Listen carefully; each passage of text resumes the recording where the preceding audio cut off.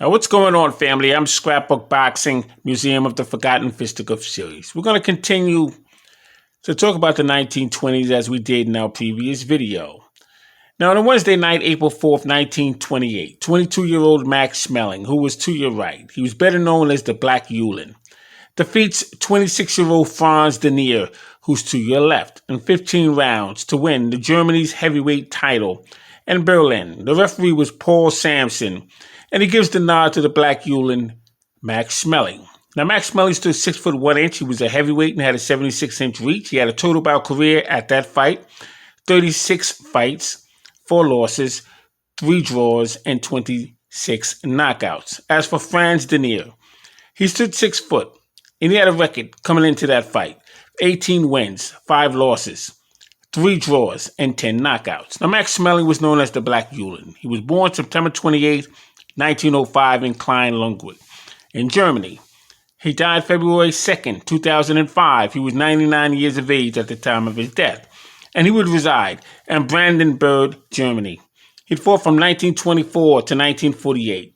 He had a total bout career of 70 fights, 56 wins, 10 losses, 39 knockouts. He was stopped 5 times himself, and he had 4 draws. Now, his best wins was against Gypsy Daniels. He was also knocked out by Gypsy Daniels in 1 round, but he came back to revenge his loss. He was also in the ring with Johnny Risco, who was known as the Cleveland Baker Boy, Steve Hamas, Jack Sharkey, and Max Baer. He would be known for knocking out Joe Louis in 12 rounds, but he was knocked out himself and Joe Louis in a return go in 1938 in 1 round. He also took on Phil Scott and Pierre Charles out of Canada. Max Schmeling, the Black Yulin, and his opponent that night, Franz Denier. Now, I just wanted to show you Gypsy Daniels of England. Like I stated, Gypsy Daniels would knock out Max Schmeling in 1 round, and Max Schmeling would return the favor and defeat Gypsy Daniels. These 2 men would mix it up in England. Gypsy Daniels, as you can see, is to your left. Max Schmeling is to your right. Now, Monday, April 30th, 1928, 25-year-old Jack Sharkey, who was known as the Boston Garb, knocks out former world light heavyweight champion, 28-year-old Jack Delaney in 1 round. The fight took place in New York's Madison Square Garden. The referee was Lou Magnolia. He would decide to stop the contest 1 minute and 13 seconds of that first round in front of 15,000 very shocked and not understanding what was happening spectators. But yes, Sharkey was a 3-1 favorite to win by decision. Jack Sharkey stood 6 foot. He was a heavyweight and had a 76-inch reach. Jack Delaney stood 5 foot 11 inches. He was a light heavyweight and had a 73.5-inch reach. Jack Sharkey had a record of 27 wins, 8 losses, 1 draw, and 8 knockouts. Jack Delaney had a record of 71 wins, 10 losses, 2 draws, and 39 knockouts at the point of that fight. Now, Jack Sharkey would die Wednesday at Beverly Hospital of responsibly and unfortunate respiratory arrest. He fought the likes of Jack Delaney, Max Schmeling, Jack Dempsey, Joe Louis, Primo Carnera, Tommy Loughran, Mike McTeague, who at that time had a record of 38 wins and 13 losses. Now, Jack Sharkey died at the age of 91 years. The thing with Jack Sharkey, he refereed both Archie Moore and Yvonne Durrell fights, and they were doozies. Now, the thing about that fight with Jack Sharkey and Jack Delaney, the very next day after the fight, the chairman of New York State Athletic Commission had warned both Jack Sharkey and Jack Delaney it would be a full investigation after receiving rumors of a possible fixed fight. February 18, 1927, Delaney was matched against Jim Maloney in a heavyweight tournament. Now, with the winner to meet Gene Tunney for his vacant light heavyweight championship strap.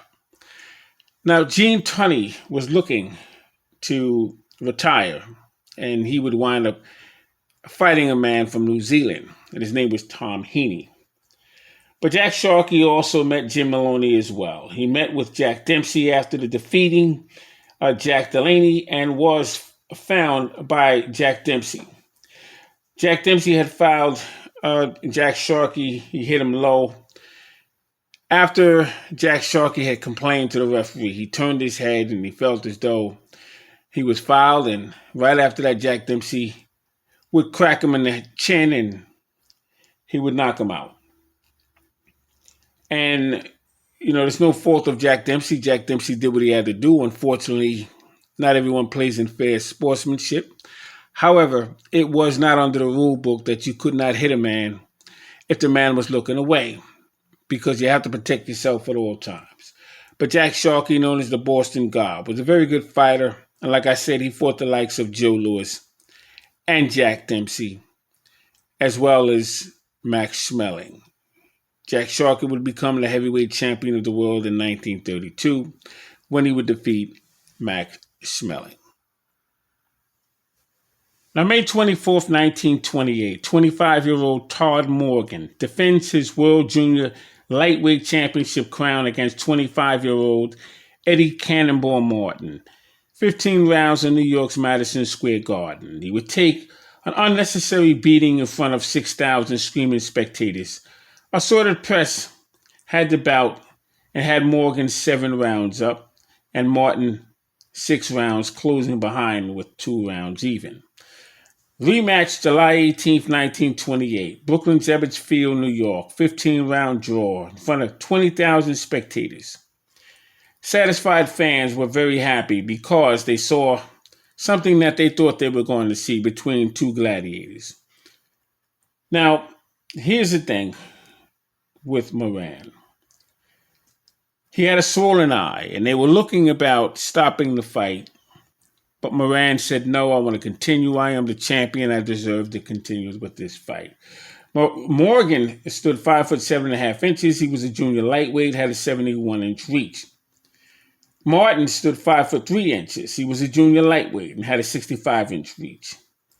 Now, Morgan had a record of 67 wins, 12 losses, 19 draws, and 7 knockouts. Martin had a record of 75 wins, 6 losses, 2 draws, and 27 knockouts.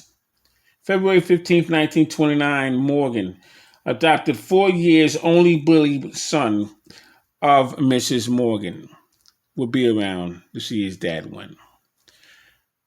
Let's take a look at some statistics in 1920. Now, to give you an idea of how popular boxing was back in the 1920s, New York's Madison Square Garden, Tex Rickards Promotion. December 11th, 1925, Paul Berlenbach and Jack Delaney had gross receipts of $148,155. They sat down members of the audience, 17,675 spectators. Now, December 18th, 1925, Mike Kaplan and Herman had gross receipts of $54,715 in front of an audience of 14,081. Mike Mateague and Theodore Tiger Flowers, December 23rd, 1925, had gross receipts of $49,976 in front of 13,777 spectators. This would have a total gross receipt of $252,836 and 45,533 combined audiences for those 3 fights. And we're talking about 1925, right before the Depression would hit in 1929. So times were bad for people before that fight, but they still found it within themselves to have to support the fighters so that they would be entertained as they were back in the 1920s. As we look at more stats, January 1st, 1926, Dave Shade and Roland Todd, gross receipts $28,808, and they held 11,273 spectators in the audience. January 8th, Sid Terrace would be involved in a match, grossing $43,480, and he would hold 14,751 spectators in the audience.